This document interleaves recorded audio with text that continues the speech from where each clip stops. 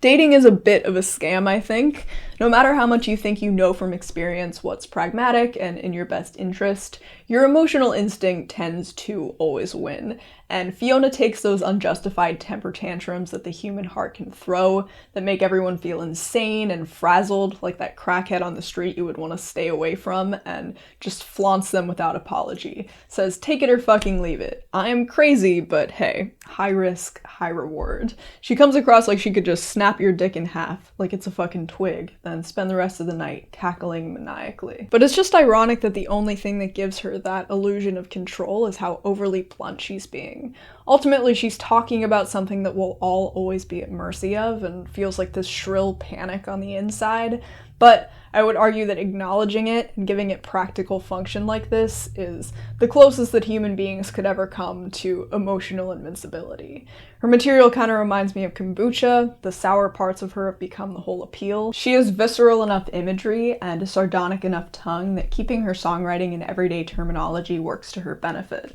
It's like your trusty, economical bottle of wine that's just good enough for a night in getting drunk with the bitches. And her material's pretty stylistically down to business. It's just this tightly clenched ballroom instrumentation that's definitely helped by her melodramatic chord progressions and her trademark brawny bellowing that she flutters up to high octaves effortlessly and lets quiver without hesitation when she's wrapped up enough in all the fervor. And because she so occasionally rears her head into the music industry, it comes across like she's only interested in taking what she needs and dipping the fuck out. Or she's only interested in releasing material she's fussed with for a considerable amount of time, but at the same time, her attitude just makes it all come across like all she's ever been doing is fucking around. And I think generally speaking, on her last few records, she seemed more susceptible to breaking, like the emotions were more immediately on the line in tracks like Valentine and Love Ridden. The situations in question were still fresh, they were ripe, open wounds, while Fetch the Bolt Cutters deals more with scabs.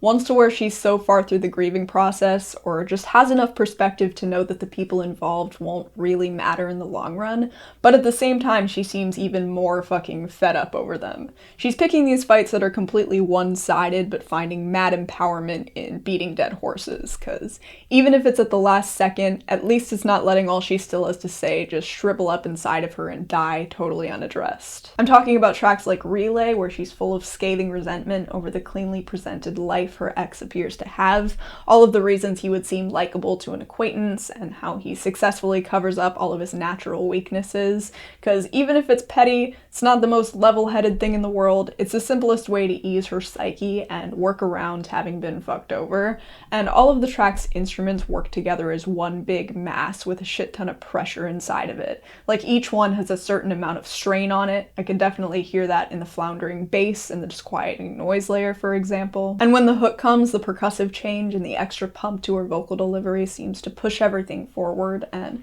it just feels like it's stuck in this state where it's all about to topple over but hasn't yet. And the drums on this record are sourced from Household Trinkets. They sound barren and dried out, and they're mixed front and center, so they have a stiffening effect on each track as if they're putting you between bars. Newspaper sounds like it belongs in a pitch black medieval dungeon, especially with that cavernous kick drum, and the loosely dangling clinks in there sound so traumatized and have a surprising amount of impact on how suspenseful it feels. The track speeds up so much, and all of the friction that causes makes it erupt into flames by the end. And the lyrics describe this convoluted mess of a situation that reeks of toxicity in so many different ways. First of all, someone else who was involved with the same guy as her gave her 100% confirmation that he's just full of shit, which I feel like someone else's perspective in a situation like this is pretty vital, because confined into your own brain, there's no way to be 100% sure you're not just blowing things out of proportion or misreading them, but now said person can't stand all the way on her side either, because she's still halfway latched onto the relationship, and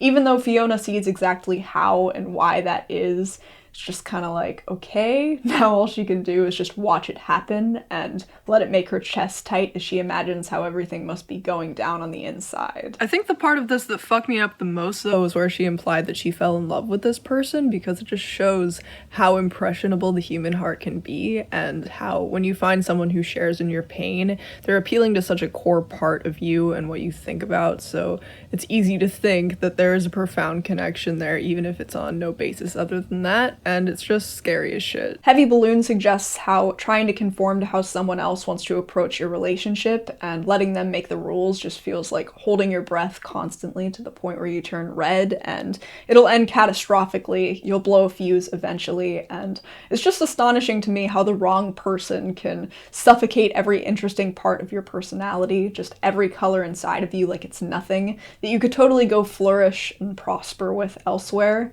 Under the Table is making up for the emptiness of failed relationship after failed relationship by just being as excessive as you can as an individual human being and letting yourself spill out all over everything and everyone who wouldn't understand you or would find you annoying, especially in situations it's not exactly polite or appropriate to do so, and you could kind of see this as the mission statement of the whole record. And there are a lot of tracks on here that put one chanted phrase into cycles of repetition, which reminds me a bit of Hot Knife, where it was incessant and made the whole thing feel like a deranged ritual or ceremony, but while that moment felt carefully premeditated, it had a distinct identity as a part of the track list. It could have only been the closer. Since so many tracks on here follow that formula, you grow accustomed to it. And this record's instrumentals feel drier, so there's a lot more room for phrase in question to start to drag on and lack momentum, because I think what one person could hear as pleasantly rustic and raw could just as easily come across as parched of feeling, so she could have fucked with something a bit more succulent, and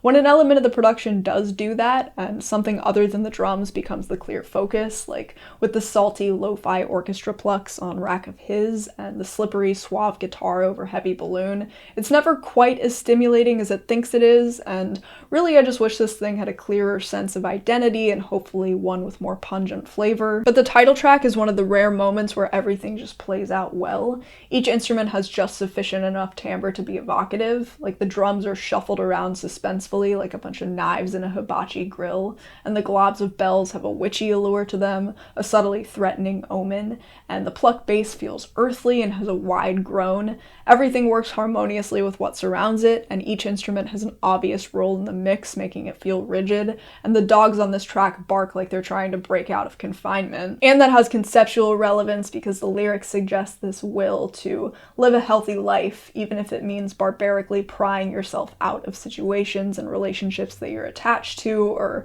radically changing your mindset or approach to life. And I feel like even if this is only how she feels in the heat of the moment, maybe not as sustainable as she wants it to be long term, people should see this as the goal, the precious model to be followed. And this track also frames the whole situation and the emotions of everyone involved for how juvenile they seem by phrases like PYTs and VIPs and wannabes, which is so slick. Because again, despite everything you know about yourself and who and what's best for you and your growth, and no matter how much you think you respect everyone else's interests too, I feel like some part of you instinctually is always still like, fuck you, love me, like the opener and drum set suggest. And where her vocal deliveries on this record aren't violently belted, they're chanted in these snarky, snide tones. She sounds indulged in every syllable, she never breaks connection with it. It sounds like she's addressing whoever it involves directly, or even making fun of herself. Then there are a select few moments she deliberately loses her mind with it, like her chirrups toward the end of I Want You to Love Me, or